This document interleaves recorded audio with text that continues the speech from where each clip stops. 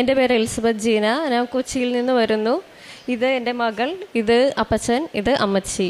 ആദ്യമായിട്ട് ഉടമ്പടി എടുത്തത് 2024 പരിശുദ്ധ അമ്മയ്ക്കും തിരുക്കുമാരനും എന്നെയും എൻ്റെ കുടുംബത്തെയും പ്രത്യക്ഷീകരണത്തിൻ്റെ സാക്ഷിയായിട്ട് ഇവിടെ നിർത്തിയതിന് 1000 നന്ദി പറയുന്നു. എനിക്ക് ആദ്യമായിട്ട് ലഭിച്ചതൊരു രോഗസൗഖ്യമാണ്. എനിക്ക് ഓസ്റ്റിയോ ആർത്രൈറ്റിസിൻ്റെ പ്രോബ്ലം ഉണ്ടായിരുന്നു. 2 വർഷമായിട്ടുള്ളതായിരുന്നു. 2022 സ്റ്റാർട്ടായതായിരുന്നു. അത് വരുമ്പോൾ നല്ല വേദനയായിരുന്നു. ഡോക്ടറെ കാണിച്ചപ്പോൾ ഡെയിലി പെയിൻ കില്ലർ കഴിക്കണമെന്ന് പറഞ്ഞു. അത് ശരിക്കും ഡെയിലി പെയിൻ കില്ലർ കഴിക്കുന്നത് നമ്മുടെ ബോഡിക്ക് കൊള്ളില്ലാത്തതിനാൽ ഞാൻ അത് കഴിക്കുന്നത് സ്റ്റോപ്പ് ചെയ്തു. 1 വീക്ക് കഴിച്ചിട്ട് സ്റ്റോപ്പ് ചെയ്തു.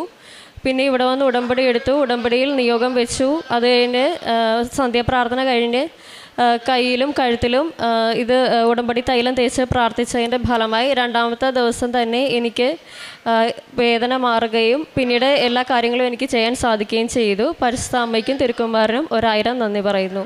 പിന്നെ എനിക്ക് കിഡ്നി സ്റ്റോണിൻ്റെ പ്രോബ്ലം ഉണ്ടായിരുന്നു. എല്ലാ 2 വീക്ക് കൂടുമ്പോഴത്തേക്കും പെയിൻ വരുമായിരുന്നു. പെയിൻ വരുമ്പോഴത്തേക്ക് ഞാൻ ഹോസ്പിറ്റലിൽ പോവും, ഇഞ്ചക്ഷൻ എടുക്കും, തിരിച്ചു വരും, അങ്ങനെയായിരുന്നു. അത് കഴിഞ്ഞാണ് ഞാൻ ഓർത്തത് ഞാൻ ഉടമ്പടിയിലാണല്ലോ, എന്തുകൊണ്ട് ഉടമ്പടി വസ്തുക്കൾ ഉപയോഗിച്ചില്ല എന്ന്. അത് കഴിഞ്ഞ് പിന്നെ പെയിൻ വരാൻ നേരത്ത് ഞാൻ ഇത് ഉടമ്പടി തൈലം വയറ്റത്ത് തേക്കുകയും കാശരൂപം വയറിൽ വെച്ച് വിശ്വാസപ്രമാണം ചൊല്ലുകയും കൊന്ത ചൊല്ലുകയും ചെയ്യുന്നതിൻ്റെ ഫലമായി ഞാൻ ഉറങ്ങിപ്പോകുമായിരുന്നു. വേദന പിന്നീട് അറിയത്തില്ലായിരുന്നു. എന്നാലും എല്ലാ 2 വീക്ക് കൂടുമ്പോഴും വേദന വരുമായിരുന്നു. അങ്ങനെ ഹോസ്പിറ്റലിൽ കാണിച്ചു. USC ചെയ്തപ്പോൾ കിഡ്നി സ്റ്റോൺ ഉണ്ടെന്ന് പറഞ്ഞു. അവർ CT റിക്വസ്റ്റ് ചെയ്തു. CT ചെയ്തപ്പോഴത്തേക്ക് കിഡ്നി സ്റ്റോണും ഉണ്ട്, 2 കിഡ്നിക്കും വീക്കവും ഉണ്ട്, സർജറി ചെയ്യണമെന്ന് പറഞ്ഞു. ഞങ്ങൾ പിന്നീട് ഹോസ്പിറ്റലിൽ അഡ്മിറ്റായി. ഹോസ്പിറ്റലിൽ ചെന്നു. സർജറിക്ക് വേണ്ട എല്ലാ ടെസ്റ്റുകളും ചെയ്തു. ഫ്രീ ആയിട്ടുള്ള എല്ലാ ടെസ്റ്റുകളും, എക്സ്റേ, ECG, ബ്ലഡ് ടെസ്റ്റ് എല്ലാം ചെയ്തു. സർജറിക്ക് പോസ്റ്റ് ചെയ്തു. രാവിലെ ഞാൻ സർജറിക്ക് വേണ്ടിയിട്ട് ഡ്രസ്സ് മാറി റൂമിലിരിക്കുമായിരുന്നു. അപ്പോൾ അന്ന് മോർണിംഗ് ഞാൻ സ്വപ്നം കണ്ടായിരുന്നു മാതാവ് എൻ്റെ മുന്നിൽ പ്രത്യക്ഷപ്പെട്ടത്. അപ്പോൾ തന്നെ ഞാൻ മനസ്സിൽ വിചാരിച്ചായിരുന്നു എന്തെങ്കിലും മാതാവ് എന്തെങ്കിലും ഇവിടെ നടക്കും എന്നുള്ളത് എനിക്ക് ഉറപ്പായിരുന്നു. ഡോക്ടർ വന്നിട്ട് പറഞ്ഞു സർജറിക്ക് മുന്നേ ഒരു CT കൂടി നമുക്ക് ചെയ്ത് നോക്കാമെന്ന് പറഞ്ഞു. അങ്ങനെ CT റിപ്പീറ്റ് ചെയ്തപ്പോഴത്തേക്കും എനിക്ക് അവിടെ ആ സ്റ്റോൺ ഇല്ല. അങ്ങനെ സർജറി ക്യാൻസലായി. ഞങ്ങൾ ഡിസ്ചാർജ് ചെയ്ത് എന്നെ വീട്ടിൽ വിട്ടു. ഇത് നടക്കുന്നത് 2025 മാർച്ചിലായിരുന്നു. പിന്നീട് എനിക്ക് ഇതുവരെ ആ വേദനയോ ഒന്നും ഇതുവരെ വന്നിട്ടില്ല. അത് കഴിഞ്ഞ് ഞാൻ പിന്നെ ജർമ്മൻ ലാംഗ്വേജ് പഠിക്കുകയായിരുന്നു. ആദ്യം എനിക്ക് ഓൾറെഡി 2 മൊഡ്യൂൾ കിട്ടിയായിരുന്നു. അത് കഴിഞ്ഞ് ആണ് ഞാനിവിടെ വന്ന് ഉടമ്പടി എടുത്തത്. എനിക്ക് പിന്നീടുള്ള 2 മൊഡ്യൂൾ കിട്ടാൻ ഭയങ്കര പാടായിരുന്നു. ഞാൻ 5-6 പ്രാവശ്യം എക്സാം എഴുതി, റൈറ്റിങ്ങും സ്പീക്കിങ്ങും. എത്ര എഴുതിയിട്ടും ഞാൻ പാസ്സാകുന്നില്ലായിരുന്നു. അത് കഴിഞ്ഞാണ് ഞാൻ ഓർത്തത് എൻ്റെ ഉടമ്പടിയിൽ കുറച്ച് പോരായ്മകളൊക്കെ ഉണ്ടായിരുന്നു. ഞാൻ ഡെയിലി പള്ളി പോയില്ലായിരുന്നു. പ്രേക്ഷിത പ്രവർത്തനം എന്ന് വെച്ചാൽ പത്രം പള്ളിയിൽ മാത്രമായിരുന്നു കൊടുത്തിരുന്നത്, വേറെങ്ങും കൊടുക്കത്തില്ലായിരുന്നു. അങ്ങനെയുള്ള കുറച്ച് പ്രശ്നങ്ങളുണ്ടായിരുന്നു. ഞാൻ അതെല്ലാം ക്ലിയർ ചെയ്തു. പിന്നീട് എക്സാം എഴുതിയപ്പോഴത്തേക്ക് ഞാൻ 2 മൊഡ്യൂളും പാസ്സായി. അത് കഴിഞ്ഞ് പിന്നെ നല്ലൊരു ഏജൻസിയെ കണ്ടെത്തുക എന്നതായിരുന്നു എൻ്റെ ഒരു കടമ്പ. അത് 2-3 ഏജൻസികൾ നമ്മളിങ്ങനെ കോൺടാക്റ്റ് ചെയ്തുകൊണ്ടിരുന്നു. ആ സമയത്ത് 2025 ഓഗസ്റ്റ് മാസത്തിലെ അച്ഛൻ്റെ ഒരു ഉടമ്പടി ധ്യാനത്തിൽ അച്ഛൻ പറയുകയുണ്ടായിരുന്നു K എന്ന് പറഞ്ഞ ഒരു അക്ഷരത്തെ പറ്റി. അത് ചിലപ്പം ഒരു പേരാകാം, ഏജൻസിയാകാം, വീട്ടുപേരാകാം, എന്താണെങ്കിലും നിങ്ങൾക്ക് മുന്നോട്ട് പോകാം എന്ന് അച്ഛൻ പറഞ്ഞു. അതുപ്രകാരം എന്നെ കോൺടാക്റ്റ് ചെയ്ത് അതിൽ നിന്ന് ആ ഒരു ഏജൻസിയെ ഞാൻ സെലക്ട് ചെയ്തു. ആ ഏജൻസിയുമായിട്ട് ഞാൻ മുന്നോട്ട് പോയി. എൻ്റെ പ്രോസസ്സിങ്ങളൊക്കെ സ്റ്റാർട്ടായി. എനിക്ക് ഇൻ്റർവ്യൂ കിട്ടി. ഇൻ്റർവ്യൂവിൻ്റെ ടൈമിലാണെങ്കിലും ഞാൻ ഇൻ്റർവ്യൂവിൻ്റെ സമയത്ത് പച്ചത്തിരിയും നീലത്തിരിയും കത്തിച്ച് വെച്ചായിരുന്നു ഞാൻ ഇൻ്റർവ്യൂ അറ്റൻഡ് ചെയ്തത്. ഉടമ്പടി വസ്തുക്കൾ ഉപയോഗിച്ചിരുന്നു. ഫോണിൽ ഉടമ്പടി തൈലം ഉപയോഗിച്ചിരുന്നു. ഇൻ്റർവ്യൂ എനിക്ക് കിട്ടി. പക്ഷേ കോൺട്രാക്റ്റ് വരുന്നില്ലായിരുന്നു. അപ്പോൾ ഞാൻ മാതാവിനോട് ഡേറ്റ് ഇട്ട് പ്രാർത്ഥിച്ചു. എൻ്റെ ഹസ്ബൻഡിൻ്റെ ബർത്ത്ഡേയുടെ അന്ന് എനിക്ക് കോൺട്രാക്റ്റ് കിട്ടണമെന്ന്. അത് നവംബറിലായിരുന്നു ബർത്ത്ഡേ. നവംബർ കഴിഞ്ഞു, ഡിസംബർ കഴിഞ്ഞു, കോൺട്രാക്റ്റ് വന്നില്ല. ജനുവരിയിൽ എനിക്ക് കോൺട്രാക്റ്റ് വന്നു. കോൺട്രാക്റ്റ് കിട്ടി. ഞാൻ കോൺട്രാക്റ്റ് തുറന്ന് നോക്കിയപ്പോൾ ആ കോൺട്രാക്റ്റ് ഇഷ്യൂ ചെയ്തേക്കുന്നത് ഹസ്ബൻഡിൻ്റെ ബർത്ത്ഡേയുടെ അന്ന് നവംബർ 27 എനിക്ക് കോൺട്രാക്റ്റ് ഇഷ്യൂ ചെയ്തത്. അതുപോലെ തന്നെ അത് കഴിഞ്ഞ് പിന്നെ എനിക്ക് വിസയ്ക്ക് ഡേറ്റ് കിട്ടുന്നില്ലായിരുന്നു. വിസയ്ക്ക് ഡേറ്റ് കിട്ടാണ്ടായപ്പം ഞാനും ഹസ്ബൻഡും കൂടി ഞങ്ങളുടെ VFS കൊച്ചിയിലെ ഓഫീസ് ഞങ്ങളുടെ വീടിൻ്റെ അടുത്താണ്. ഞങ്ങൾ അവിടെ പോയി ഉപ്പിട്ട് പ്രാർത്ഥിച്ചു. ഓഫീസിൻ്റെ ഫ്രണ്ടിൽ പോയി ഉപ്പിട്ട് പ്രാർത്ഥിച്ച് വിശ്വാസപ്രമാണം ചൊല്ലി എനിക്ക് എത്രയും പെട്ടെന്ന് ഡേറ്റ് കിട്ടണമെന്ന് അങ്ങനെ എനിക്ക് VFSൽ ഡേറ്റ് കിട്ടി. അതും ഡേറ്റ് കിട്ടിയത് മാതാവിൻ്റെ മംഗളവാർത്ത തിരുനാളിൻ്റെ അന്നായിരുന്നു. പക്ഷേ അപ്പോൾ ഏജൻസിക്കാർ പറഞ്ഞൊരു പ്രശ്നം എന്ന് വെച്ചാൽ, ഞാൻ വിസക്ക് വെച്ചാൽ എനിക്ക് റിജക്ഷൻ വരും.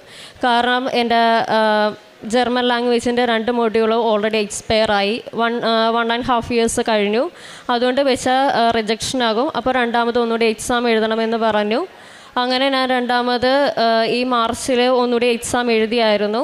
അപ്പോൾ എക്സാം എഴുതുമ്പോൾ ഞാൻ മാതാവിനോട് പറഞ്ഞായിരുന്നു, ഞാൻ ഒന്നും പഠിക്കാണ്ടാണ് എഴുതുന്നത്, എനിക്ക് തോറ്റാലും കുഴപ്പമില്ല, കാരണം എനിക്ക് തോക്കുകയാണ് വേണ്ടത്. എന്നാലേ എനിക്ക് പഴയ സർട്ടിഫിക്കറ്റ് വെച്ച് അമ്മ എനിക്ക് വിസ അടിച്ചു തരണം, എന്നാലേ ഞാൻ ശരിക്കും ഒരു സാക്ഷിയാകത്തുള്ളൂ, എല്ലാവർക്കും അതൊരു വിശ്വാസം വരത്തുള്ളെന്ന് പറഞ്ഞ് ഞാൻ അമ്മയോട് അങ്ങനെയായിരുന്നു ഞാൻ പ്രാർത്ഥിച്ചുകൊണ്ടിരുന്നത്. അത് കഴിഞ്ഞ് എക്സാം കഴിഞ്ഞു, ഞാൻ വിസക്ക് വെച്ചു. 1 മാസം കഴിഞ്ഞു, റിസൾട്ട് വന്നപ്പോഴത്തേക്ക് ഞാൻ അത് 2 ഫെയിലായി. അപ്പോൾ എനിക്ക് ഉറപ്പായിരുന്നു എന്താണേലും മാതാവ് എനിക്ക് വിസ തന്നോളും. മാതാവിനോട് ഞാൻ അങ്ങനെയാണല്ലോ പ്രാർത്ഥിച്ചത്. എൻ്റെ ഒപ്പം വിസക്ക് വെച്ച ഒരു കൊച്ചിന് ആ കുട്ടിക്ക് വന്നു വിസ, പക്ഷേ എനിക്ക് വന്നില്ല. അപ്പോൾ എനിക്ക് തിരിയിൽ പ്രാർത്ഥിച്ചുകൊണ്ടിരുന്നപ്പോൾ പച്ച തിരിയിൽ 28 എന്നൊരു തീയതി എഴുതി കാണിച്ചു. അപ്പം ഞാൻ ഓർത്ത് 28-ാം തീയതി ഏപ്രിൽ 28-ന് എനിക്ക് വിസ വരും, പക്ഷേ വന്നില്ല. അത് കഴിഞ്ഞ് മെയ് 19-ാം തീയതി ഉടമ്പടി ധ്യാനം തുടങ്ങുന്നതിന് തൊട്ട് മുന്നേട്ട് അന്ന് ഞാൻ പ്രാർത്ഥിച്ചത്, രാവിലെ പ്രഭാത പ്രാർത്ഥനയുടെ സമയത്ത് പ്രാർത്ഥിച്ചത്, എനിക്ക് ഇന്ന് എന്തെങ്കിലും ധ്യാനം കഴിയുമ്പോഴത്തേക്ക് മാതാവ് എന്തെങ്കിലും ഒരു മറുപടി ഇതിനെപ്പറ്റി തരണം എന്നായിരുന്നു. അതുപോലെ തന്നെ ധ്യാനത്തിന് മുന്നേ ആയിട്ട് ധ്യാനം തുടങ്ങാൻ നേരത്ത് ഞാൻ യൂട്യൂബിൽ ലിങ്ക് ഓപ്പൺ ചെയ്തു. ധ്യാനത്തിൻ്റെ ഓപ്പൺ ചെയ്ത ആ സെയിം ടൈമിൽ എനിക്ക് മെയിൽ വന്നു, പാസ്പോർട്ട് ഡിസ്പാച്ച്ഡ് എന്നും പറഞ്ഞ്. 2 ദിവസം കഴിഞ്ഞു, വ്യാഴാഴ്ച എനിക്ക് വിസ എൻ്റെ കയ്യിൽ കിട്ടി. ഞാൻ പാസ്പോർട്ട് തുറന്ന് നോക്കിയപ്പോൾ 7ാമത്തെ പേജിലാണ് എനിക്ക് വിസ അടിച്ച് വന്നേക്കുന്നത്. അതുപോലെ തന്നെ ആ ടൈമിൽ എനിക്ക് 5 എന്ന് പറഞ്ഞൊരു ഇതും തിരിയിൽ കാണിക്കുന്നുണ്ടായിരുന്നു. ഇതെല്ലാം എനിക്ക് പച്ച തിരിയിലാണ് കാണിച്ചു കൊണ്ടിരുന്നത്. അപ്പോൾ 5 എന്താണെന്ന് ഇങ്ങനെ ആലോചിച്ചിരുന്നു. ആ സമയത്താണ് ഞാൻ എൻ്റെ ഉടമ്പടി 5ാമത്തെ ഉടമ്പടി തീരുന്ന ദിവസമായിരുന്നു മെയ് 21. അന്നാണ് എനിക്ക് വിസ എൻ്റെ കയ്യിൽ കിട്ടിയ ദിവസം. അന്ന് എൻ്റെ ഉടമ്പടി തീരുന്നതായിരുന്നു 5ാമത്തെ. അത് കഴിഞ്ഞ് പിന്നെ തിരിയിൽ 6 കാണിച്ചു. അപ്പം ഞാൻ ഓർത്തു ഞാൻ 6-ാം തീയതി പോകും, 6-ാം തീയതിയാണ് എൻ്റെ ടിക്കറ്റ് വരുന്നതെന്നും പറഞ്ഞിരുന്നു. പക്ഷേ ആ 6 മാതാവ് കാണിച്ചു തന്നിരുന്നത് എനിക്ക് സാക്ഷ്യം പറയാനൊരു അവസരം തരുന്നതായിരുന്നു. ഇന്ന് 6-ാം തീയതിയാണ്. ഇന്ന് എനിക്കപ്പോൾ മാതാവിൻ്റെ അടുത്ത് വന്ന് സാക്ഷ്യം പറയാൻ പറ്റി. മിനിഞ്ഞാന്നാണ് എനിക്ക് ടിക്കറ്റ് വന്നത്. ഞാൻ ജൂൺ 11-ാം തീയതി വ്യാഴാഴ്ച മോർണിംഗ് 4:30 ജർമ്മനിക്ക് പോകുവാണ്. എൻ്റെ മോള് അവൾ ആദ്യം സംസാരിക്കുമായിരുന്നു. അത് കഴിഞ്ഞ് പിന്നെ ആളൊരു സ്പീച്ച് ഡിലേ പോലെ വന്നു. അപ്പം മിക്കവരും പറഞ്ഞു സ്പീച്ച് തെറാപ്പിക്ക് വിടണം അങ്ങനെയൊക്കെ പറഞ്ഞായിരുന്നു. പക്ഷേ ഞാനിവിടെ ഉടമ്പടിയിൽ നിയോഗം വെച്ചു എന്നും അവളുടെ നാവിൽ ഉടമ്പടി തൈലം തേച്ച് പ്രാർത്ഥിക്കുമായിരുന്നു. ഇപ്പോൾ അവൾ ഒരുപാട് സംസാരിക്കും, കുറേ പാട്ടുകൾ പാടും. കൂടുതലും പാടുന്നത് ഭക്തിഗാനങ്ങളാണ്. അമ്മയ്ക്കും തിരുക്കുമാരനും 1000 നന്ദി. പിന്നെ എൻ്റെ പ്രേക്ഷിത പ്രവർത്തനം എന്ന് പറയുന്നത് എല്ലാ മാസവും ഞാൻ വന്ന് പത്രം വാങ്ങിക്കും. ആദ്യമൊക്കെ ഞാൻ പള്ളികളിൽ മാത്രമായിരുന്നു കൊടുത്തിരുന്നത്. അത് കഴിഞ്ഞ് പിന്നീടാണ് എൻ്റെ ഉടമ്പടിയിലെ പോരായ്മകൾ മനസ്സിലാക്കി, ഓരോ നമ്മുടെ സാക്ഷ്യങ്ങൾ കേട്ട് അതിൽ നിന്നൊക്കെ മനസ്സിലാക്കിയാണ് ഞാൻ പിന്നീട് കോളേജുകളും കോളേജിൻ്റെയൊക്കെ ഫ്രണ്ടിൽ പോയി കോളേജ് വിടുന്ന ടൈം ആകുമ്പം അവിടെ കോളേജിൽ നിന്ന് വരുന്ന പിള്ളേർക്ക് എല്ലാം എൻ്റെ സാക്ഷ്യങ്ങൾ പറഞ്ഞ് ഞാൻ കൊടുക്കുമായിരുന്നു. അത് കഴിഞ്ഞ് പിന്നീട് ഞാൻ ജർമ്മൻ പത്രം മേടിക്കാൻ തുടങ്ങി. അത് മേടിച്ച് എക്സാം സെൻറ്ററിൽ പോയി, കൊച്ചിയിലെ എക്സാം സെൻറ്ററിൽ ചെന്ന് അവിടെ നിന്ന് എക്സാം കഴിഞ്ഞ് പിള്ളേർ വരുന്നത് വരെ ഞാൻ വെയിറ്റ് ചെയ്തു. ഓരോരുത്തർക്കും എൻ്റെ സാക്ഷ്യങ്ങളും എനിക്ക് അപ്പോയിൻമെൻറ്റിന് ഡേറ്റ് കിട്ടിയതും ഞാൻ എക്സാം ജയിച്ചതും എനിക്ക് കിട്ടിയ രോഗസൗഖ്യങ്ങളും ഒക്കെ പറഞ്ഞു കൊടുക്കും.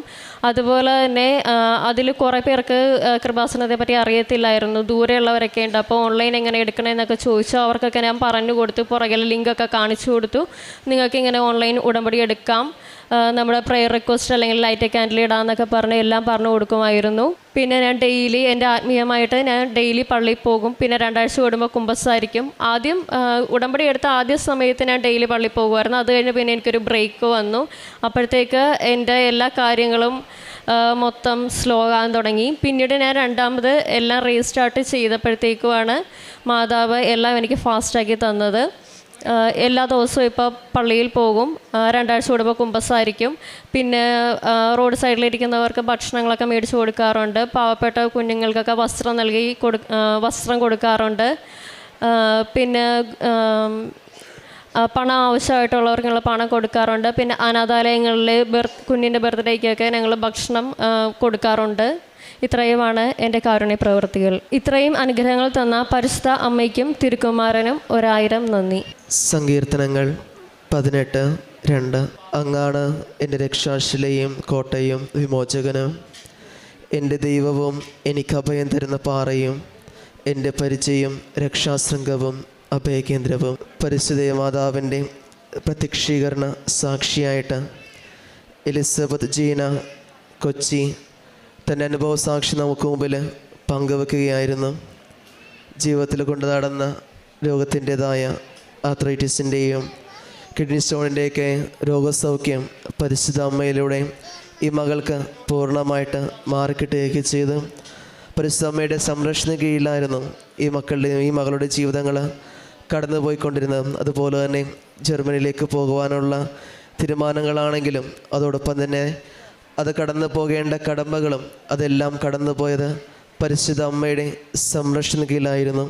നിരവധിയായ അനുഗ്രഹങ്ങളിലൂടെയാണ് ഈ മകള് കടന്നു പോയതും അത് നമുക്ക് മുമ്പിൽ പ്രത്യക്ഷീകരണ സാക്ഷിയായിട്ട് ഈ മകള് പങ്കുവെക്കുകയും ചെയ്തത്. എല്ലാവർക്കും പ്രാർത്ഥനയോട് കൂടി ഈ നമ്മളെ ഓരോരുത്തരെയും പ്രത്യക്ഷീകരണ സാക്ഷിയായിട്ട് ഉയർത്തണമേ എന്നും ഒപ്പം ഇന്നിവിടെ സാക്ഷിയായിട്ട് പങ്കുവെച്ച ഈ മകളെയും ദൈവാനുഗ്രഹങ്ങൾ കൊണ്ട് ഇനിയും സമൃദ്ധം അനുഗ്രഹിക്കണമേ എന്ന് നമുക്ക് പ്രാർത്ഥിക്കുകയും ചെയ്യാം.